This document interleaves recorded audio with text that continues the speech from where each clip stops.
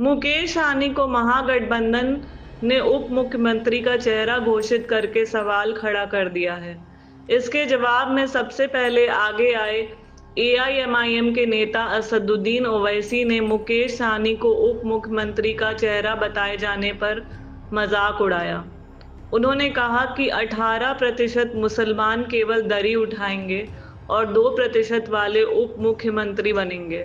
मुकेश सहनी ने एआईएमआईएम के ऊपर उल्टा वार किया कि यह बीजेपी की भी टीम है। आपने डिप्टी सीएम ले लिया और तेजस्वी जी ने सीएम ले लिया, अल्पसंख्यकों को छोड़ दिया, जबकि आबादी उनकी ज्यादा आप लोग से। देखिए, बीजेपी को फिक्र करने की आवश्यकता नहीं है। यही बीजेपी है जो हमारे अल्पसंख्यक भाई को कहते हैं कि हिंदुस्तान को छोड़कर आप दूसरे जगह चले जाओ। ये आज उनको डर सताने लगा है। ये बताए बीजेपी कि क्या अति पिछड़ा का बेटा, मल्ला का बेटा को डिप्टी सीएम बनाना, क्या इनके पेट में इतना दर्द है?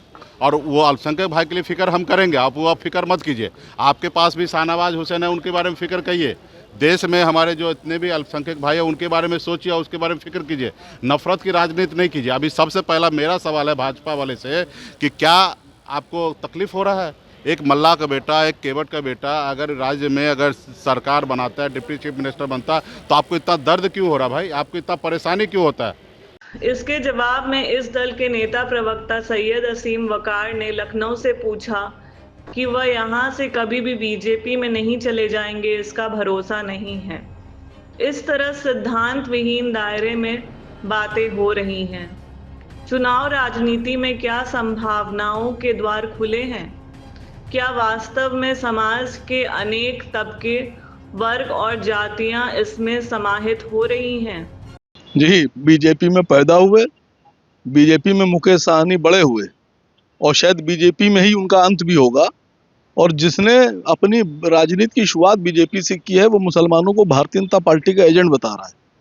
मैं मुकेश सहनी साहब से खाली इतना कहना चाहता हूं कि अभी आप गठबंधन में हैं, चुनाव के बाद आप भारतीय जनता पार्टी में नहीं जाएंगे, इसकी गारंटी क्या है?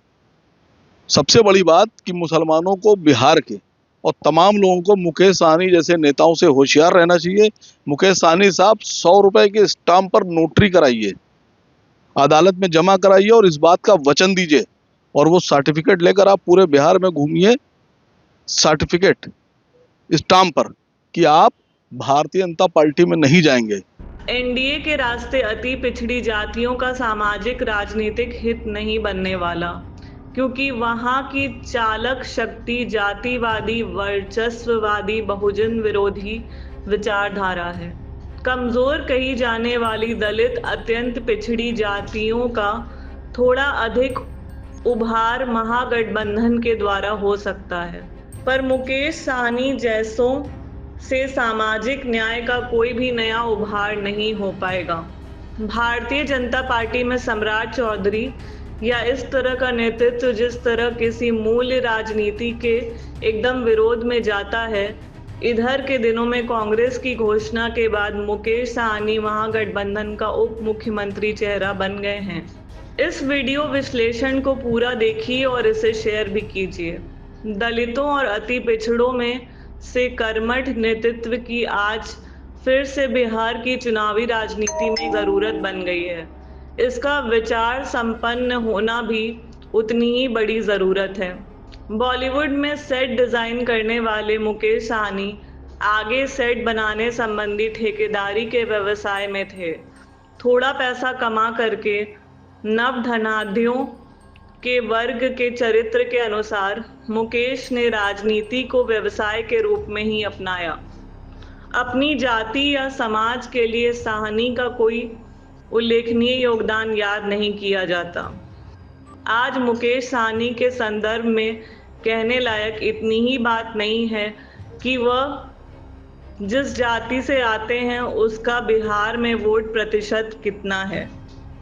हालांकि तेजस्वी प्रसाद यादव के लिए उनके समर्थक मुख्य जाति के साथ नदी और दियारा इलाके में गंगोट, सहनी आदि का वर्चस्व रहा है।